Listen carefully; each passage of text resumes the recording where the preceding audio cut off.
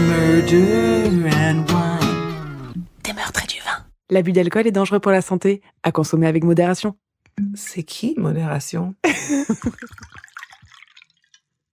Et Happy New Year! And welcome to 2025!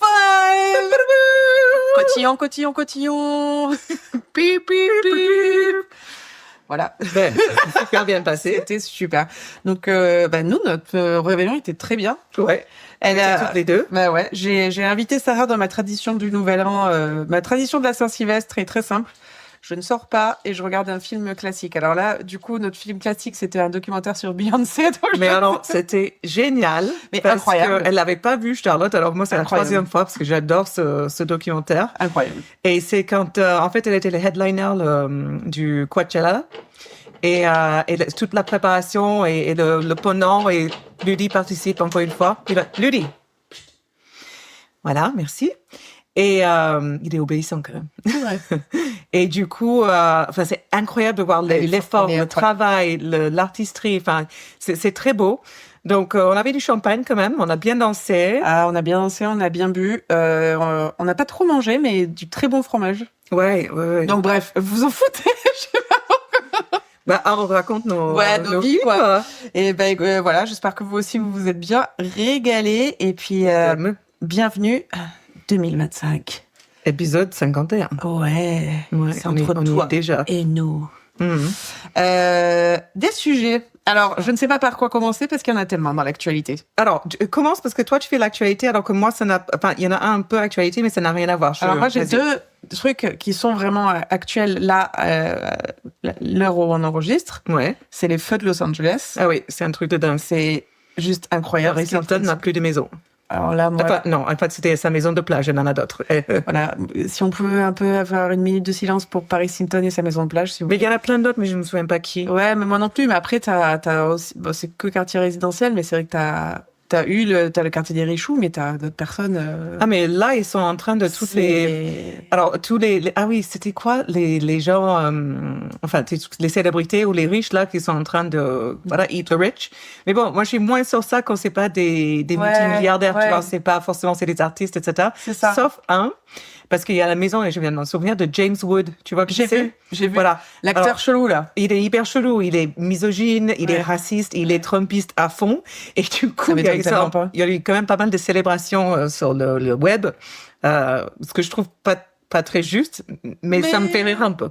En parlant de célébration, je vais switcher sur un jour qui va devenir, je pense, fête nationale en France. Ouais. La mort de Jean-Marie Le Pen. Ça aussi, ils ont fêté. Et il y a quelqu'un du gouvernement qui a dit, bon, quand même, tout le monde doit le respect. Vous poussez. Sauf que, autant, moi, tu vois, on a en plus un podcast de True Crime, donc, bien sûr. Il a quel âge, Le Pen, là? Déjà 92 ans, je crois. Ouais, ça va. Ouais, un truc comme ça. Et puis, elle a fait vivre. Clairement. Et puis j'ai eu cette discussion, le respect de la mort, etc. Mais en fait, ce mec n'avait aucun respect pour qui que ce soit, en fait, c'est quoi que ce soit. Ouais, donc, James Wood, à mon avis, ça aurait été le genre de mec qui aurait vu la maison de Barack Obama brûler, il aurait dansé. Il aurait dansé, donc fuck you, quoi. Donc j'ai pas envie. Oui, je sais, il faut pas jouer à leur jeu, comme disait Michelle Obama. You go high, they go low, we go high. Mais parfois, ça fait du bien de go low. En fait, le problème, c'est que quand on va haut continuellement, on a l'impression que c'est toujours ceux qui vont bas qui sont, au final, les gagnants, entre guillemets. Mais bon, l'histoire nous dira. Hein. Voilà. Donc, je pense que ça va devenir une fête nationale, un jour national, un peu underground. Ouais. Mais, je mets mon petit penny dessus. Ok. Plutôt pas quand sa fille sera morte, je pense encore plus. Oh mon Dieu. Quand même bien sûr remplir ses chaussures. Oh là là, c'est clair. Yes. Bon. À toi. À moi. Donc, moi, c'est un peu sérieux. Alors, en fait, j'ai lu un petit truc. Alors, je suis désolée parce que je vais devoir traduire en même temps parce que j'ai pas pu trouver de texte pour traduire. Si seulement t'étais interprète.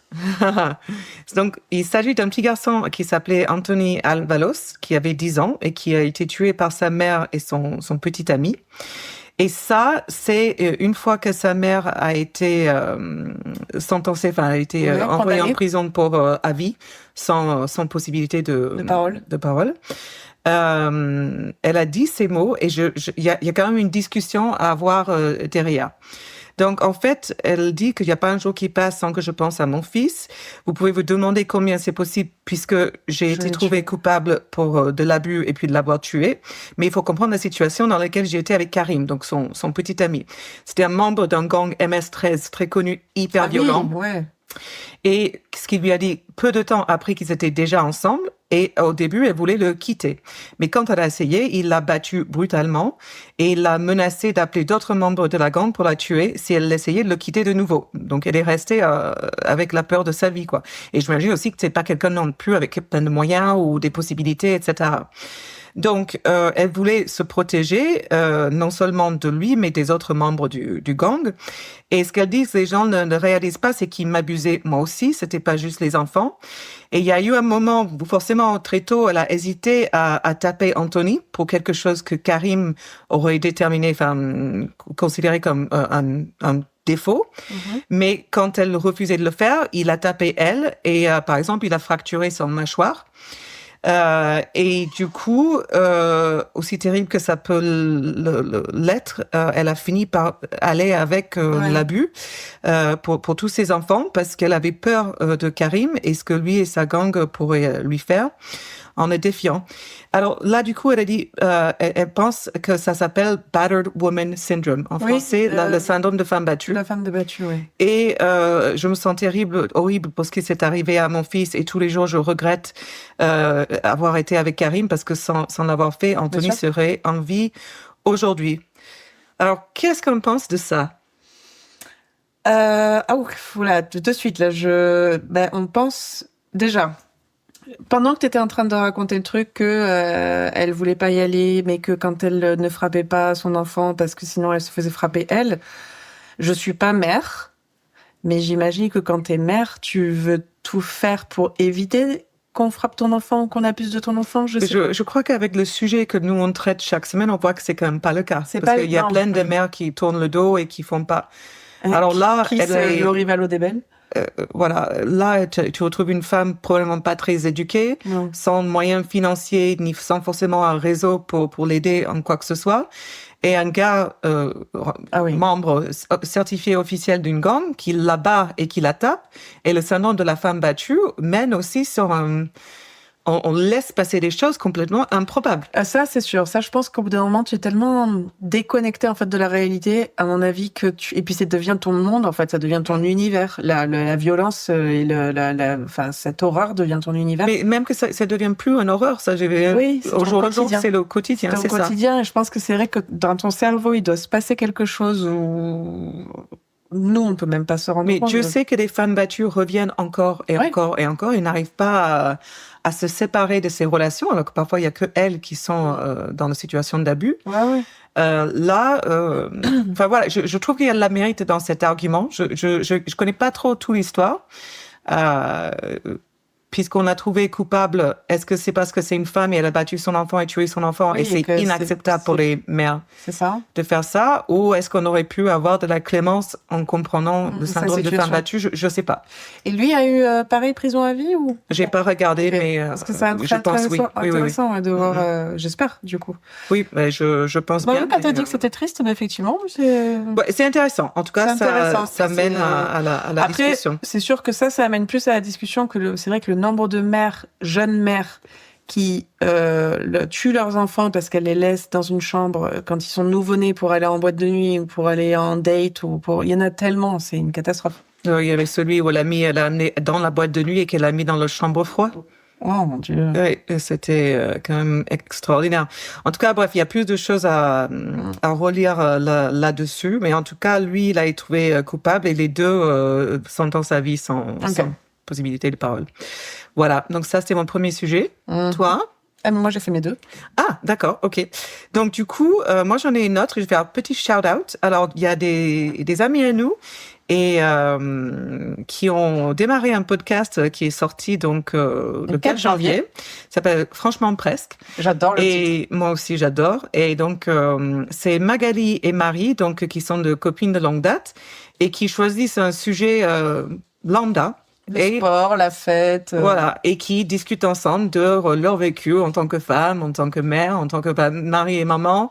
Magali ne l'est pas, en tant que... Enfin voilà, c'est hyper intéressant. C'est vraiment un sujet, puis elle tourne autour avec films, séries, expériences personnelles, etc.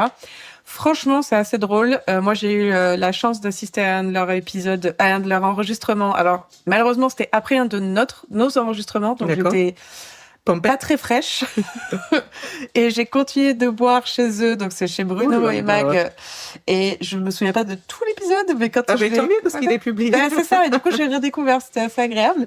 Mais voilà. Moi, en fait, ce que j'ai trouvé intéressant, c'est que donc par exemple le premier épisode, c'est le sport.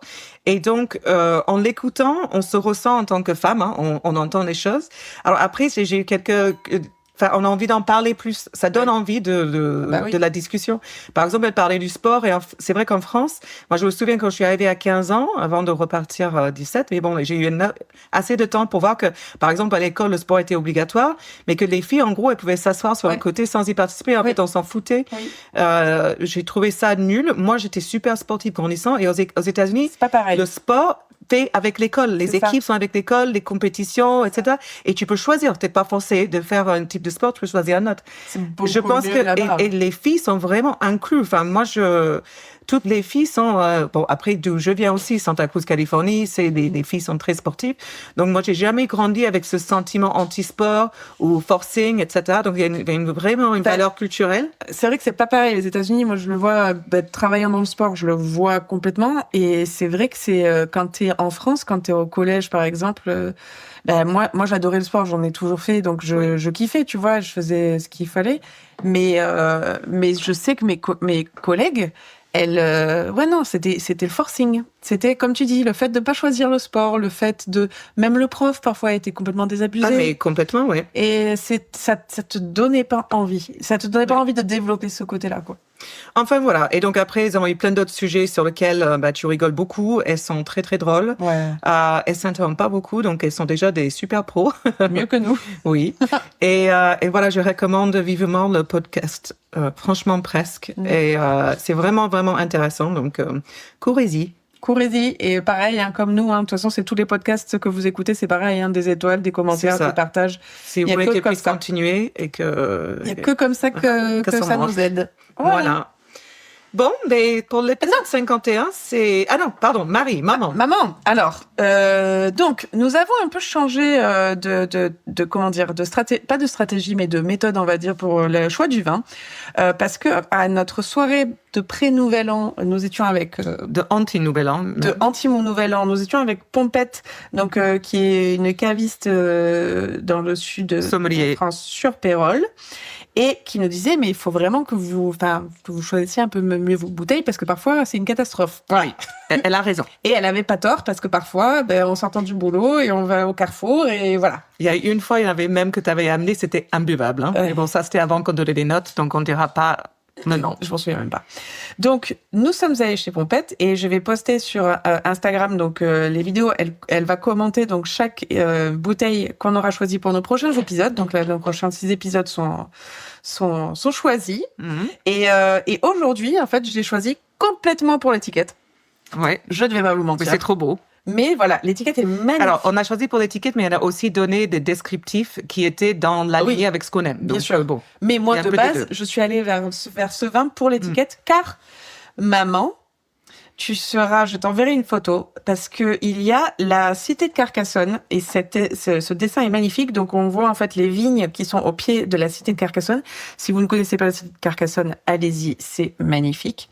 Donc, nous sommes sur un blanc, hein, vous doutez bien, un chardonnay, donc de la cité de Carcassonne, et en fait, c'est toutes les vignes qui entourent la cité, en fait. Alors, c'est du pur chardonnay? C'est du pur chardonnay. Alors bon, je me trompe peut-être parce qu'elle parle... Bon, allez écoutez je vais pas dire parce que peut-être que je me trompe en termes descriptif, parce que elle donne vraiment plus de détails que nous, on a pu donner auparavant. Et par exemple, elle a parlé des vignes très résistantes, qui est importante dans le sud, et puis importante pour la vigne en lui-même, qu'on n'a pas à le traiter, et aussi pour nos corps, parce que ça veut dire moins de trucs invasifs, mais là, moins de Pesticides, pardon. C'est ça. Non, mais là, j'ai des sulfites. C'est un vin de Pierre et Antonin. Oui. Voilà. Et puis voilà. Mais, Puis si first pop of the year. Ah, c'est le premier pop de 2025. Ah, j'ai envie de pleurer. Cry, baby, cry. Oh, it was so good. oui, oh my God. Alors, on va goûter sans glaçons pour commencer, Oui. mais je vous promets pas que j'en rajoute pas. Alors voilà, je veux faire reste honneur. fidèle à moi-même. Je veux faire honneur à Pompette. Merci. ASMR. Cheers. Elle déteste quand je fais ça. Je suis pas fan du ASMR. J'adore Probablement le parce ASMR. que je crie tout le temps. Ben, moi, comme je suis misophone, ça me fait du bien bizarrement. Oui, ben oui, c'est... ASMR. Ça me fait du bien sur la... Et faut penser que je suis son meilleur ami. Hein. Moi, je rigole, j'ai un cackle. Elle rigole très fort, tout est très fort. Ben, je suis américaine Elle est aussi, américaine. donc t'as mal choisi. Hein. Vous voyez ces Américains qui font plus fort que les autres? Alors, ce vin est excellent. Ah, bah, donc, j'ai Excellent. beaucoup de- Mais en termes d'équilibre, c'est très, très, très bon. Oh, je suis tellement fière de Carcassonne. Ah ouais. Non, mais je suis fière de Carcassonne, je suis fière de Pompette. Hein, parce que Bravo, là, Pompette. merci beaucoup. Merci beaucoup. Alors, c'est pas son prénom, hein. Non, c'est Pauline. Ou Pamprenelle. Mais bon. Très, très bon. Et Ah, excellent. ça va se boire comme du petit lait. Ouais, comme du petit lait. putain. Ok, ben on peut le boire demain matin alors. Exactement, avec un peu de chocolat. Parfait, parfait. Bon, mais pour cette première épisode de l'année, c'est à toi. C'est à moi. Je sais plus comment j'ai choisi cette histoire. Je suis sûre qu'elle est horrible parce que... Non, Ah oui? ça va. Ah, tant mieux. Je suis pas allée gorgore. Par contre, j'ai mon sujet pour le prochain. Ça va être moins sympa, je pense. D'accord. Bon. Mais là, ça va. Et j'ai hésité entre plusieurs sujets. Oui, non, oui. pas encore. Non. Ok. J'ai hésité entre plusieurs sujets. Et là, j'ai vu, en fait, et je crois que j'avais vu Le tueur de pédophiles. Et je fais, pas mal. mais génial. Mais Dexter, mais que pour les pédophiles. Où est sa cagnotte litchi? Je donne de suite. Go find me. Go find Keep me. going, man. Il n'y a pas de problème. On te fait de la promotion sur le podcast, c'est tout, il n'y a pas de problème. Mais en fait, l'histoire est un peu différente. Ah, Voilà, déception. complètement. Même, j'étais vraiment déçue. Ok. Donc, je vais parler de Allen Ginsberg, qui est né le 17 avril 1924 à Liverpool, en Angleterre. Donc, pour une fois, nous ne sommes pas chez toi. Mais il n'y a pas Allen Ginsberg, le poète, Si. là, hyper connu? Si. C'est dommage, ça. Oui. Oh, c'est con, oui. Qu'est-ce qu'il a Ouais, foutu? et- Non, c'est un des beatniks. Oui, c'est ça, un des poètes. Ginsberg, c'est un des poètes C'est ça. beatniks de cette belle époque californienne. Mais c'est sur le prénom que je... Ben si, un American poet and writer. J'ai dit Allen Ginsberg. Voilà, mais c'est pas lui. Oui, heureusement. Avant que vous fassiez des fake news, parce Voilà. que maintenant Facebook, Meta, etc. n'ont plus de On ne vérifie plus. fact-checker, hein, connard de Mark Zuckerberg. Mais quand il y a un président démocrate, forcément, il faut un fact-checker. Mais quand il y a un président républicain, Ouais, bien sûr. les putains de tech boys, là, ils ont couru très vite à l'opposé de leur Oui. soi-disant valeur. Croyance. Oui, mais Ouais. c'est facile, l'argent. Tu te souviens au début qu'on disait, ah, c'est bien Google, Apple, tout ça, ça va être bien, ça va changer le monde. Ouh, on s'est un peu trompé. On sait pas trop. Bref. Voilà. Oh, il s'en passe des choses en ce moment. 2025 commence sur les chapeaux de roue. Donc, Allen Ginsberg, pas le poète, est né le 17 avril 1924 à Liverpool, en Angleterre. Donc, c'est le deuxième de 3 enfants. Sa famille plutôt aisée, enfin vraiment zéro problème, zéro histoire, rien à dire là-dessus. Allen était considéré comme plutôt un antisocial en fait dès son plus jeune âge. En fait, sa mère remarquait qu'il se mettait dans un coin et il bougeait pas, il voulait pas se faire d'amis, il n'avait pas d'amis. Toujours dans son monde. Il faisait beaucoup de fugues aussi, et la police devait souvent aller le chercher pour le ramener à la maison. Enfin, vraiment, un comportement Il est assez particulier. clairement neurodivergent, mais on est en 1924. Alors, tu me fais un pont magnifique. Il est effectivement diagnostiqué schizophrène, ce qui expliquait Ouais. son comportement. Putain, le docteur Sarah, quoi. Merci. En 1943, à l'âge de 19 ans, donc, Allen fut enrôlé dans l'armée et transféré au Lancashire. D'accord, on voit des schizophrènes dans l'armée. Bien sûr. À cette époque-là, bien sûr. Écoute, je vois pas le Mais il problème. restait pas grand monde en même temps après la Première Guerre mondiale. C'est ça, nous Là, sommes on n'avait en- pas beaucoup de choix. Quoi qu'on est en Et1943. puis, Deuxième Guerre oui, mondiale. voilà, Et c'est- là, on n'avait pas grand-chose. Là, Là, c'est- schizophrène, t'as un bras, Tu- c'est pas grave, tu vas. tu prends ce qu'il y a. Tu prends un couteau. C'est clair. T'es gaucher? Non, droitier, mais t'as pas le droit. C'est pas grave. Donc, il est transféré dans l'armée, au Lancashire Fusilier. Et une nuit, malheureusement pour lui, il se fait violer dans un abri anti-aérien par l'un de ses caporaux. Donc cette expérience, forcément, tu te doutes, le traumatisera profondément et ce souvenir le hantera tout au long de sa vie. Donc, évidemment, c'est affreux. Bien sûr. Ce qui s'est passé à ce pauvre Allen. Je reprends une petite gorgée. Il est très très bon. Mais ce traumatisme, en fait, va lui faire se rendre compte d'une chose, c'est qu'il aimait en fait les hommes. Ah. Oui. Le mal pourrait bien, j'ai envie de dire. Non, je plaisante. Non, ça je plaisante. Backtrack. Je suis pas d'accord avec ça. Et d'ailleurs, ça m'énerve parce que à une certaine époque, souvent, par exemple, en Californie, là où j'ai grandi, il y a énormément d'homosexuels, forcément San Francisco, que ce soit des mecs ou des femmes. Et dans mon époque, dans les années 80-90, on n'avait pas encore, même si on était en Californie, mais pas encore l'ouverture d'esprit qu'on essaie d'atteindre aujourd'hui. Et souvent, on racontait que c'était un traumatisme de l'enfance, qu'on avait été violé et qui faisait que tu devenais lesbienne ou gay. D'accord. Et c'est une terrible chose à revendiquer parce qu'on est né comme ça. Hein. C'est comme disait Lady Gaga. Voilà. Non, mais bien sûr. Donc, il se rend compte quand même qu'il aime les hommes. Et à l'époque, tu te doutes, son vie, c'est pas vraiment évident. Donc, il est démobilisé de l'armée en 1947. Alors là, je sais pas, est-ce que c'est parce qu'il a été victime de viol? Est-ce que c'est parce qu'il est homosexuel? Ou est-ce qu'il est diagnostiqué schizophrène? Ça peut être un peu des trois. Peut-être un peu des trois. Son frère va le faire interner pendant plusieurs mois dans un asile psychiatrique où il reçoit quotidiennement des traitements par électroconvulsivothérapie. Oui, mais c'était ça à l'époque. Horrible.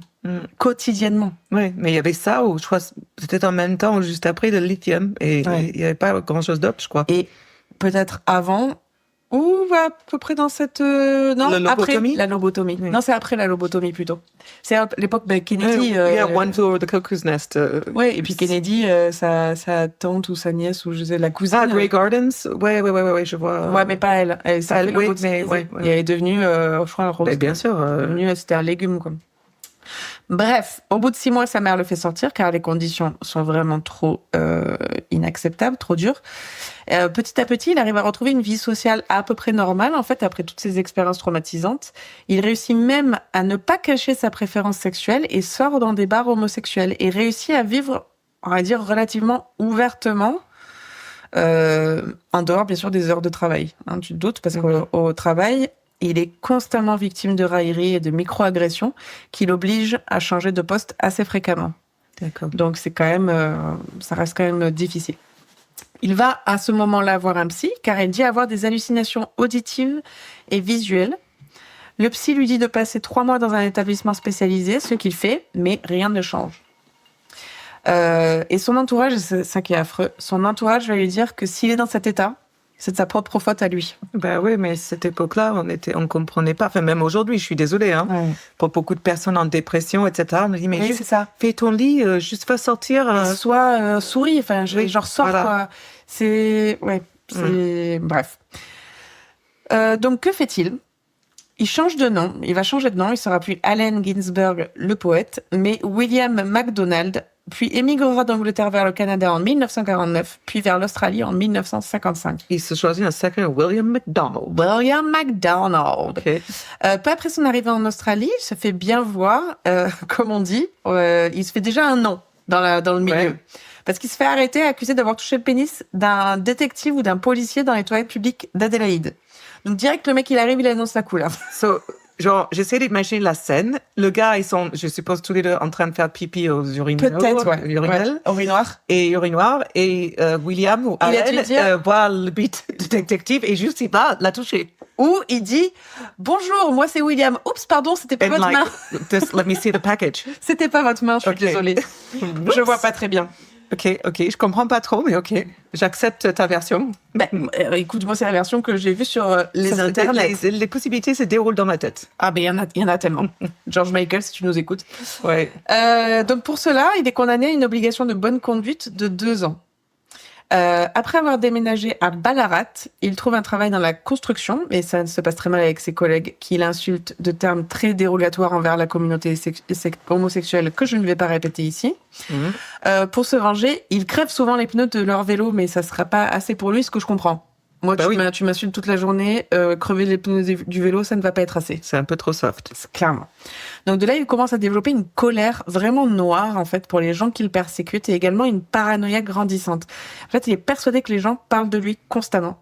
Et il est certain que le caporal qu'il a violé auparavant, ça montre son obsession, dit des choses désagréables et méchantes à son sujet. Alors que le mec, il n'est pas Oui, là. mais c'est là où tu vas rentrer dans la schizophrénie. Tu vois. Bien Déjà, sûr. c'est quand même, il a vachement bien tenu, il a fait Grave. beaucoup de choses dans sa vie. Et Il souvent, a- ça il a s'aggrave des aussi jobs. avec l'âge. Hein. Mais, oui, ok. McDonald s'installe ensuite à Sydney en 1961, où il travaille comme ouvrier du bâtiment. Il trouve un logement à East Sydney, où il devient bien connu. Non, attends, pardon.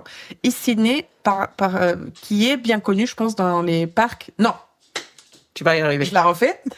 William devient bien connu, c'est bien ce que je voulais dire, dans les parcs et les toilettes publiques, parce que ce sont des lieux de rencontre Ben ouais, clandestins pour s'amuser entre hommes. Oui, Oh là là. ça de demeure aujourd'hui. Hein. Bah oui, toujours. Mhm. Bah, les petits coins un peu.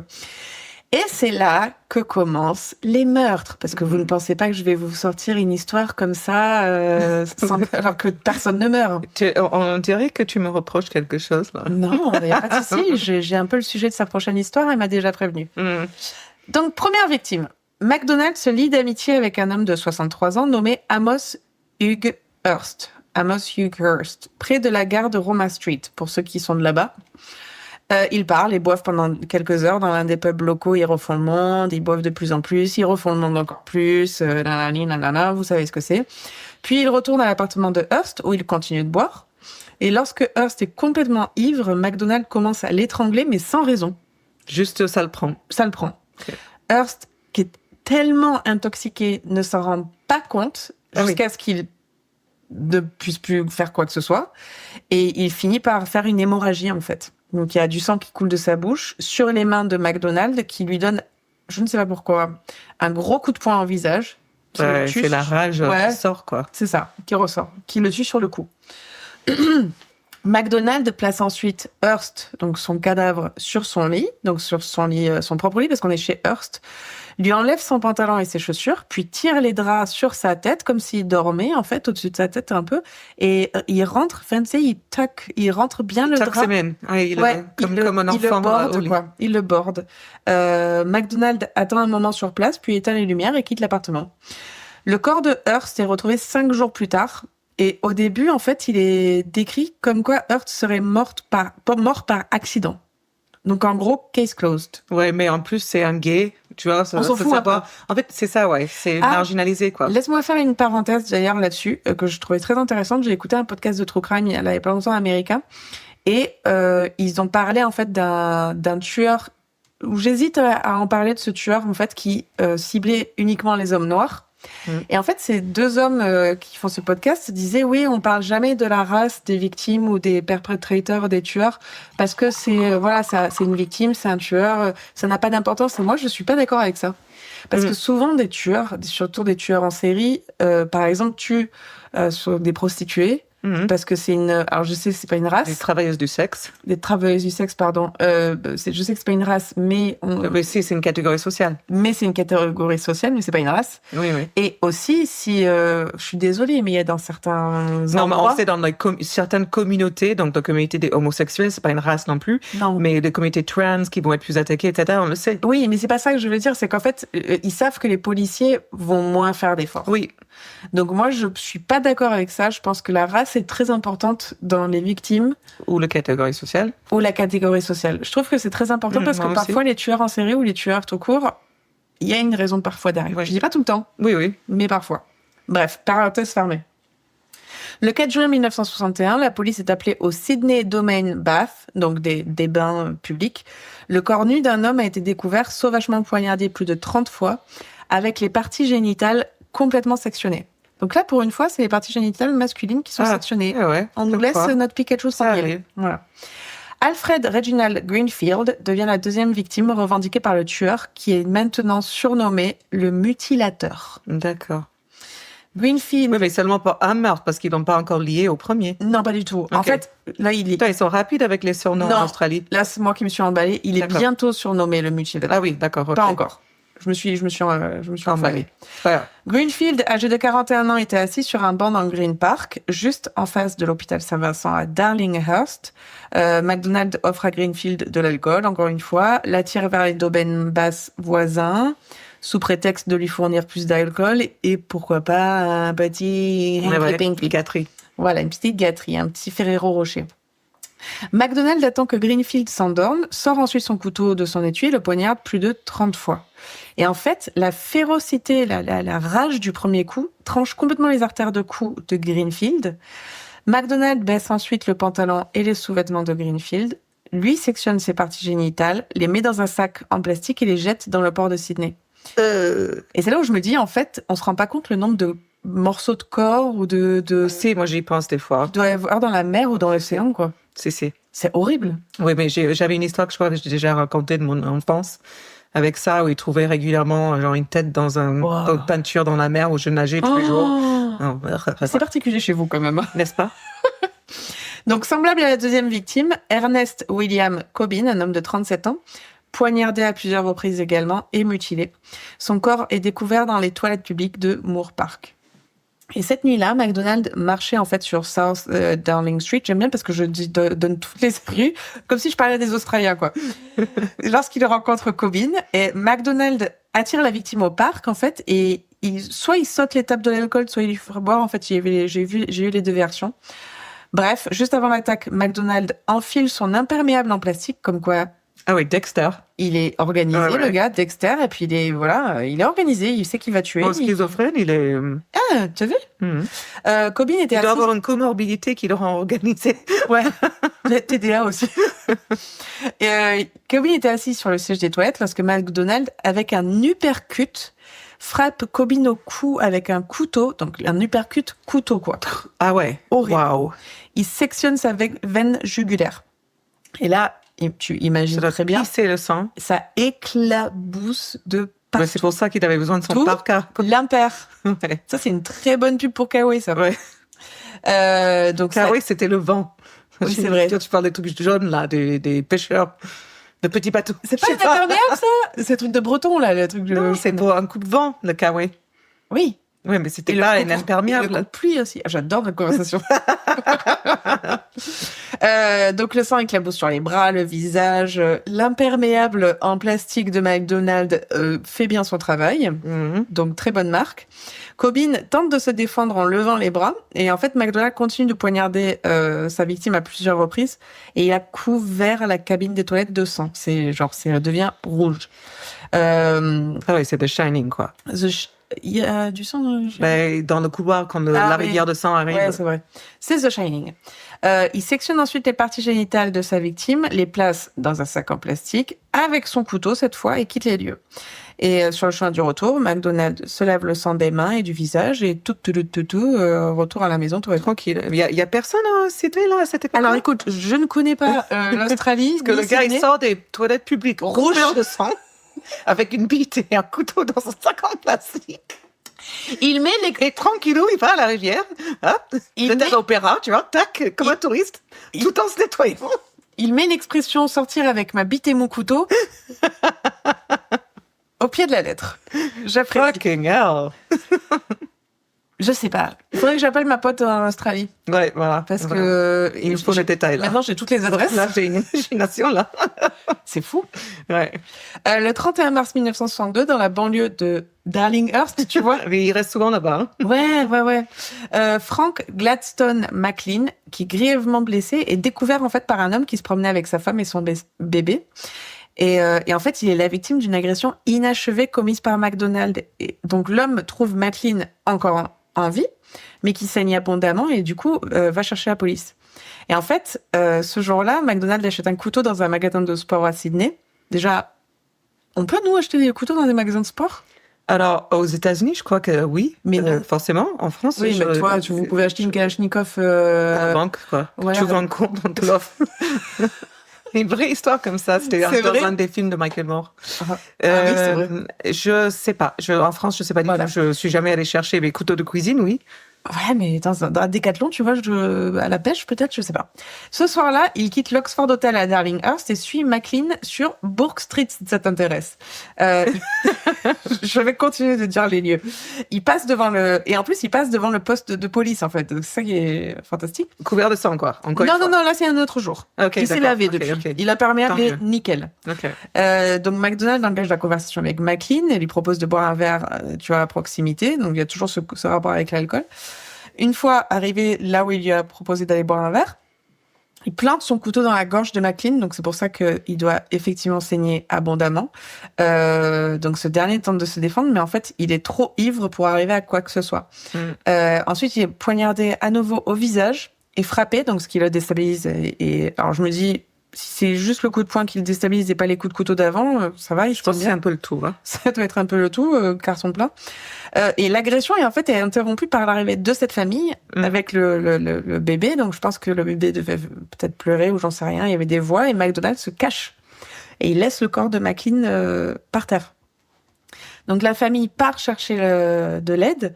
McDonald sort de sa cachette, retourne vers McLean. Il l'entraîne plus loin dans la ruelle et il le poignarde et il le tue. Et puis, il s'en va. Et il s'en va. Putain, tranquille. T'imagines Il a pas peur. l'horreur de cette victime qui a failli s'en sortir en voyant cette famille arriver. Ouais, Moi, c'est souvent ça qui... c'est des trucs auxquels je pense souvent quand on a J'ai des l'impression histoires. dans ces histoires que ces hommes-là étaient tellement ivres que pour beaucoup, peut-être par chance, ils savaient pas trop ce qui leur arrivait. Enfin, tu vois, c'était pas clean. Mais clairement, enfin, notre Ginsberg McDonald là, lui, il doit pas boire autant qu'il le Non. dit parce que il reste clair pour faire ses actes. Il faut de la force, quoi. T'as déjà vu deux mecs bourrés en train de se battre? C'est ridicule. Il se ratent dans un de point, 3 il se mètres. rate. C'est ça. Non, mais ça va. Ok. C'est clair. Ouais. Tu sais, tu vois les vidéos des Russes là, qui sont dans la rue. Là, Ah, mais moi, je l'ai vu à Montpellier. Hein. Moi, Oui, j'étais, c'est vrai. non, mais vous rentrez chez vous, s'il vous plaît. Montpellier, c'est le nouveau Moscou. Tadada. McDonald baisse ensuite le pantalon de McLean, donc il a quand même le temps de faire tout ça. Hein. Il lui sectionne les parties Gotta get that génitales. dick. Gotta get that dick. Est-ce que si on fait du merch et qu'on met Gotta get that dick, vous achèteriez? Non, on va faire un sondage de nos meilleurs one-liners Ouais. pour faire le merch. Gotta get that dick. Et les met dans un sac en plastique qu'il rapporte chez lui cette fois-ci. Ah, Alors, contrairement à notre Allemand préféré, il ne va pas les cuire. et le manger. Non. Il s'en débarrasse le lendemain, comme à son habitude. On ne change pas une petite routine sympathique. À un moment donné, en fait, la police soupçonne même que le tueur devait être un chirurgien déséquilibré parce que la manière dont les parties génitales sont retirées semblait indiquer d'une personne ayant des années d'expérience chirurgicale. Ah ouais. Incroyable. Coupage de bite, en plus. En tu vois. coupage de bite. Tu dois pas avoir 40 000 chirurgiens Non. spécialistes Non. dans le Sydney. Donc, ils auraient pu trouver rapidement. Hein. De la bitoscopie? Non. Il y en a pas beaucoup. Et il y a même des médecins qui se retrouvent sous enquête. Hein. Ah oui, d'accord. Donc, ils sont pas du tout là où Ah il oui, faut. oui, ils sont perdus. Perdu. Donc, après avoir été licencié de son poste au bureau de poste local où il avait été embauché comme trieur de lettres sous le faux nom de Alan Edward Brennan, McDonald se lance dans les affaires. Donc, il achète un commerce sur Burnwood Road à Concorde, à nouveau sous le nom de Brennan. Donc là, il est plus sous McDonald, pardon. Ouais. Là, il prévoit de vendre des sandwichs et de la charcuterie, en fait, et de vivre dans l'appartement. Ouais. J'espère que ça va pas là où j'ai eu l'idée. Là. Heureusement. Non, il sert pas de la saucisse. Délicatessen? Délicatessen. Il ne sert pas de saucisse. Ok. Et en fait, il vit dans l'appartement juste au-dessus du magasin. Mais il y a vécu seulement une semaine après avoir payé la compte d'achat. Pourquoi, tu me diras? Je vais te le dire de suite. Dans la nuit du samedi 6 juin 1962, McDonald se rend dans un bar à vin sur Pitt Street à Sydney où il rencontre Patrick Joseph Hackett, 37 ans, un voleur et vagabond en fait qui vient juste de sortir de prison. Il retourne à la nouvelle résidence de McDonald, donc son appartement au-dessus du magasin. Il continue de boire de l'alcool. Et après un court moment, Hackett s'endort sur le sol. McDonald sort alors un couteau à désosser qu'il utilisait dans sa charcuterie, poignarde Hackett dans le cou, le traversant complètement, de part et d'autre. Et là, c'est incroyable. Hackett se réveille après ce premier coup. Déjà, c'est incroyable. Ouais. Tente de se protéger, repousse le couteau dans l'autre main de McDonald. Là, il se blesse, en fait. Du coup, ça blesse McDonald de la main. McDonald relance son attaque et finit par planter le couteau dans le cœur de Hackett, qui le tue instantanément. Et en fait, il poignarde tellement sa victime qu'il doit s'arrêter pour reprendre son souffle. Ah oui. Tellement qu'il est en truc de D'accord. rage. Donc, en fait, il a poignardé dans le cœur et puis il continue. Il continuait et d'une Oh. rage horrible qu'il a dû reprendre son souffle, en fait. En fait, t'as le sang de Hackett qui est sur les murs, sur le sol, enfin... Et c'est son appart, quoi. C'est son appart. Ok. Jamais chez soi, les gars. Ah non. Jamais chez soi. Clairement. Et le couteau étant devenu trop émoussé par, je pense, tout le poignardage. En fait, c'est quand Et c'est ça veut pas... dire émoussé. C'est genre quand c'est pas sharp. Ah oui, d'accord. Tu vois, Ok. tellement oui, qu'il oui. a poignardé, je sais pas. Je mais connais, putain. je n'ai jamais poignardé qui que ce soit. Il ne peut pas mutiler les parties génitales de sa victime et il s'endort. Mais il s'endort pas dans la chambre d'amis. Quel intérêt. Il s'endort à côté. À côté. Ben ouais, pour surveiller, quoi. Donc, je sais pas. Donc, il se réveille le lendemain matin. Il se retrouve allongé à côté du corps de Hackett, couvert de sang, collant, en train de sécher. T'avais des plaques de sang qui avaient carrément traversé le plancher et qui étaient presque en train d'atteindre le comptoir de son magasin en dessous. Oh my Toi. God. Non, mais Oui. un cauchemar. Un cauchemar. Après s'être nettoyé, McDonald se rend à l'hôpital pour se faire recoudre sa blessure à la main, en fait, prétextant qu'il s'était coupé dans son C'est magasin. vrai, oui, ben oui. Facile. Mhm. Après avoir nettoyé le sang, là, j'aimerais bien savoir combien de temps ça lui a pris, parce que Ouf, il a dû y travailler. là, incroyable. Il traite, ça aurait été intéressant à voir en vidéo Instagram. Tu sais, quand tu aimes bien voir les gens qui nettoient. Non, Ah, oui, mais ça, j'aurais pas aimé Non, voir. Non, j'avoue. t'es vraiment en space, toi. C'est une toilette dégueulasse à Amsterdam. Entre les cuisines, ça passe. Les cuisines, c'est bien. Et toi, tu veux me voir dans ta fin de meurtrier? Non. Non. You're sick, Charlie. Non, non, non. Pensant que la police viendrait bientôt chercher la victime, il s'enfuit à Brisbane. Sauf que 3 semaines plus tard, des voisins remarquent une odeur putride, en fait, qui émane du Ah, parce qu'il magasin. a laissé le corps? Oui. Ah ouais, d'accord. Plus d'efforts. Ah ouais, Là, d'accord. on est sur il zéro effort. Ben, il a fait tout le ménage, il devait être Alors, super fatigué. en fait, c'est ça. Moi, Voilà. je comprends. Et du coup, à un moment, voilà. Tu sais, quand tu fais il le ménage et que abandonne. tu dois te faire à manger, t'es là, flemme. Laisse tomber. Il n'y avait pas Uber, hein. Ouais, c'est ça. Mm. Donc là, le corps est tout en odeur. Donc les voisins, au bout de 3 semaines, odeur putride, forcément. Ils contactent le service de santé parce que ça émanait du magasin. Donc ils se disaient, il y a de la viande avariée, etc. Et le service de santé alerte la police. Donc le 20 novembre 1962, la police découvre le cadavre en décomposition avancée, trop abîmé pour être identifié. Et c'est ça qui est génial. Une autopsie en fait révèle que le corps appartenait à une personne dans la quarantaine, ce qui correspond au dossier du propriétaire disparu du magasin, c'est-à-dire William. Ah oui, donc il pense que c'est lui. Oui, Ah ouais, putain. incroyable. Ouais. Le mec, il a tué quelqu'un qui... Et oui, mais le fait qu'il n'a pas pu couper le Ouais. fusil, Ça l'a fait qu'il n'est sauvé. pas sur les... Tu vois ce que Voilà. je veux dire? Bien sûr. Ah ouais, putain. Et du coup, la police pense que c'est lui. Genre, Eh oui. bah, il est mort, je sais pas, il s'est fait Putain, attaquer mais chez lui. quelle chance. Mais incroyable. Pas Euh, pour ses prochaines victimes, mais Ben, oui. c'est ça. Et en fait, donc fin juillet, la police n'avait toujours pas établi de lien entre cette affaire et les 3 précédents meurtres du mutilateur. Et pensait que le tueur, en fait, opérait dans les quartiers est du centre de Sydney. C'était à plusieurs kilomètres, en fait, de là où on est. Donc, après donc cette enquête, la victime, elle est incorrectement identifiée comme étant notre William McDonald. Ouais. Et un avis de décès est publié même dans une colonne nécrologique du journal. Mais je te jure, ce passage est incroyable. Donc, cette rubrique nécrologique est lue par les anciens collègues de bureau de poste qui assistent même et qui organisent même une petite cérémonie commémorative. Ceux qui se foutaient de sa gueule tout le temps? Ouais. Ok, sympa, ouais. Voilà, qui est dirigée par un directeur des pompes funèbres local. Et à ce moment-là, McDonald vit à Brisbane, puis déménage en Nouvelle-Zélande, en fait, croyant que la police était toujours après lui. Il lit pas le journal. Ben non, c'est incroyable. Donc, il ressent à nouveau le besoin de tuer, mais pour une raison quelconque, il devait retourner à Sydney pour le faire. Je ne sais pas pourquoi. Apparemment, les Néo-Zélandais, ça le faisait pas. Ouais. De retour à Sydney, il rencontre son ancien collègue John McCarthy qui lui dit, je croyais que t'étais mort, j'étais à ton enterrement et tout. Enfin, qu'est-ce que je ne comprends pas. Ce à quoi McDonald répond, laisse-moi tranquille, lâche-moi, je ne sais pas de quoi tu parles. Et il s'enfuit et il va à Melbourne. Il a fait toute l'Australie. Ah oui, clairement. McCarthy, donc c'est le mec qui lui a dit, mais attends, je croyais que t'étais mort. Il se rend immédiatement à la police, Ben, clairement. qui ne le croit pas, et l'accuse d'avoir trop bu. Ils disent, rentre chez toi, va te En reposer. même temps, entre les Anglais et les Australiens, c'est des bonnes ivrognes, quoi. Oui, c'est clair. Donc, il revient le lendemain, il tente d'expliquer ce qui se passait à nouveau, mais il ne croit toujours pas. Donc, qu'est-ce qu'il fait?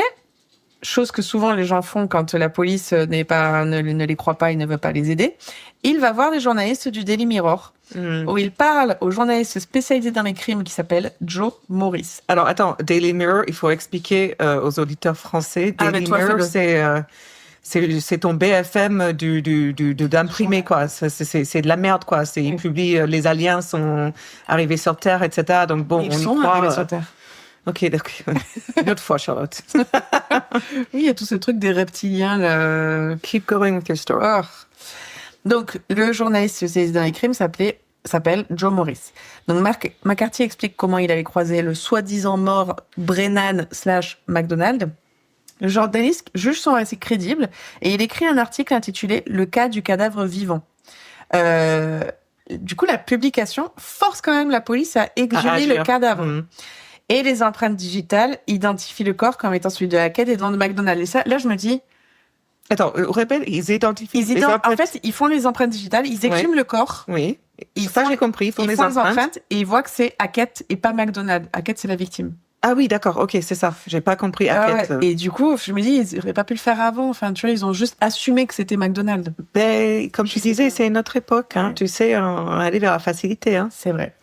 Un examen plus approfondi révèle que le corps présentait plusieurs coups de couteau, une mutilation du pénis et des testicules, mais qu'il n'a pas pu enlever parce que le couteau n'était pas assez sharp, ce qui pouvait relier le crime au tristement célèbre mutilateur, El Mutilator.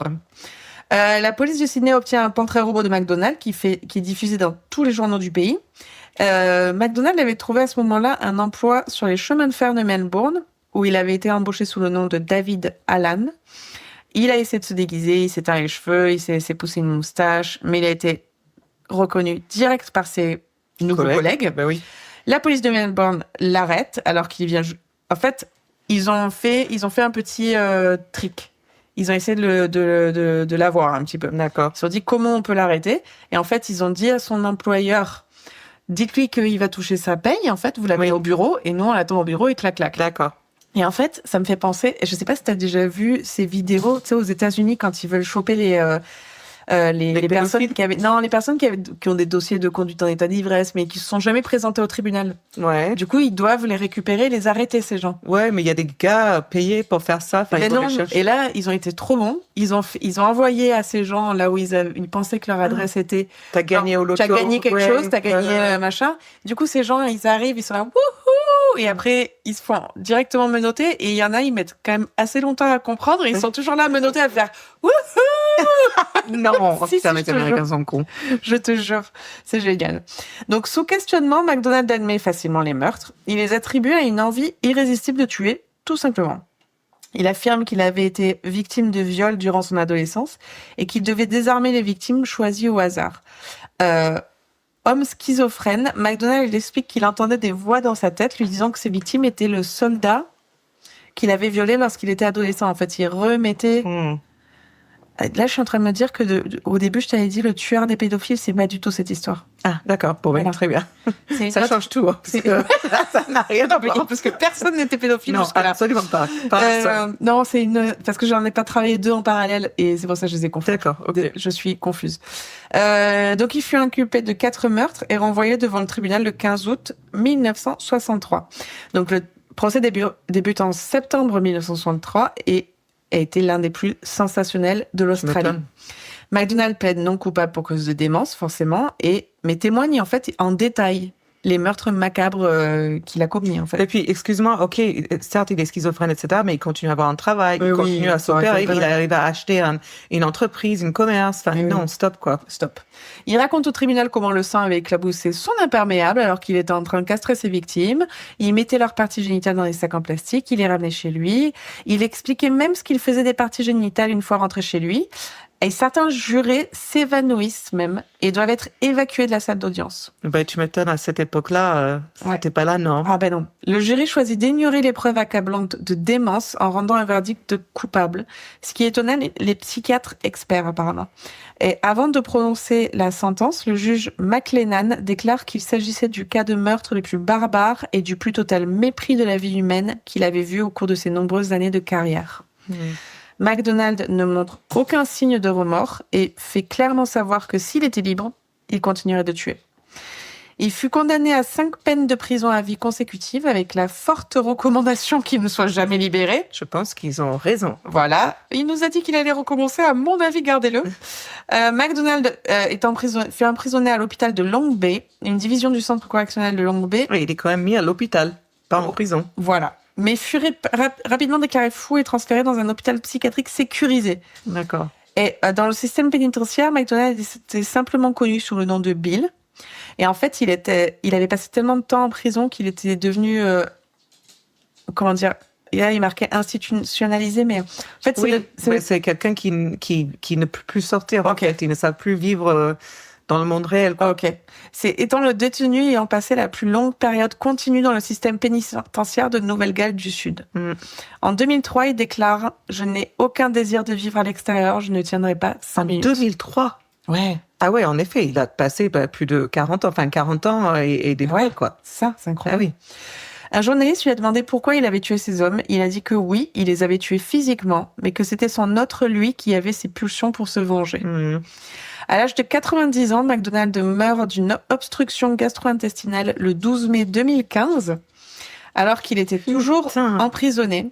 Au moment de sa mort, MacDonald était le prisonnier le plus âgé et ayant purgé la peine la plus longue en détention en Nouvelle-Galles. 55 ans dans ces zones-là, quoi. C'est incroyable. Incroyable. Voilà. Et ouais. Et pas du tout le tueur de pédophiles. Non, rien à voir. Je n'étais pas du tout contente pour ces victimes. Non, ouais, il ne méritait pas ça. Il ne méritait pas ça et je le GoFund pas. Non, lui, je le GoFund pas. William, Allen, Bill. William, MacDonald. Voilà. Ben écoute, très intéressant. C'est bien qu'on a changé de pays et tu en as fait quelques-unes. Voilà. Ben, j'ai fait toutes les rues d'Australie. Voilà, mais t'as fait toute la colonisation de la Royaume-Uni. C'est vrai. Angleterre, Canada, Australie, il en manque quelques-uns, mais ça sera pour une autre Canada, fois. non, ça n'inclut pas. Ils n'étaient pas colonisés, je crois, par les Anglais. Si, c'est à la base. Mais ils jurent toujours allégeance à la reine. Ah bon? Mais sur leur truc, ils ont la reine encore sur leur billet. Putain, mais je suis débile ou quoi? Je te jure. Voilà. Ah ok, mais pas au Québec en tout cas. Les Français, non, jamais. Ah ben attends, peut-être à moins que je me trompe, hein, mais je pense J'en bien. sais rien, je sais pas. Honnêtement, j'ai pas suivi, mais ils sont très de gauche, donc ça m'étonne un peu qu'ils soient pas. Parce que c'est une colonie. Bon, bref. Bah, comme les États-Unis ou comme tant, quoi. Bref. Très intéressante l'histoire. J'ai beaucoup aimé. Est-ce qu'on me donne une petite note Oui, il y a encore la reine d'Angleterre. Ah sur, ouais, tu vois. Ils vont mettre Charles là maintenant. Ouais. Maintenant, ils vont mettre Donald parce qu'ils vont être le 51e État, bien sûr. Il y a une nana d'ailleurs de Canada qui a fait alors non, hein, mais par contre, si la Californie ou l'Oregon veulent devenir une province canadienne, nous avons la santé gratuite, nous avons le machin, nous avons il y a un Canadien qui avait aussi dit ouais, le Canada veut bien. Non, en Amérique, il dit moi je veux bien que le Canada devienne le 51e État, comme ça on récupère genre 50 millions de démocrates. C'est clair. Enfin bref, catastrophe. Pas mal. Le vin. Ouais. Moi, j'ai beaucoup aimé. Ah, moi aussi. Je trouve ça excellent. Il est trop bon. Je suis très, très fan. Alors, je suis pas une pro, mais pour moi, c'est fruité. C'est très fruité, c'est très équilibré. Il n'y a pas d'acidité. Ah ouais, c'est agréable. C'est juste très agréable. Pour moi, c'est un 5 sur 5. Ah ouais, je vais être honnête. J'ai mis 2-3 glaçons à la fin. Mais parce qu'il était chaud, tu pouvais pas, tu parlais. Ouais, mais très bon. Oui, excellent. Franchement. Merci encore, Pompette Apérol. Merci Pompette, tu nous as encore bien. Et pour le petit récap, n'hésitez pas à aller écouter le podcast Franchement Presque. Ça vaut le détour. C'est très chouette. Voilà. C'est très chouette. Et puis n'hésitez pas aussi à suivre la cave Pompette Apérol. Donc vous trouvez sur Instagram Pompette, tout simplement, comme quand t'es Pompette. Je trouve ce nom magnifique. Et puis voilà. Et puis on continuera de vous donner les bons plans qu'on a autour de nous. Ouais. Genre, par exemple, le Upload Studio de Bruno. Ouais. Si vous êtes un musicien ou un podcasteur et que vous voulez avoir un super master son, listen to us. Don't we sound amazing? We do. Amazing. All right, babe. À la prochaine. See you next time. Cheers. Honey. Bye. Bye. Si t'aimais ça, like and subscribe.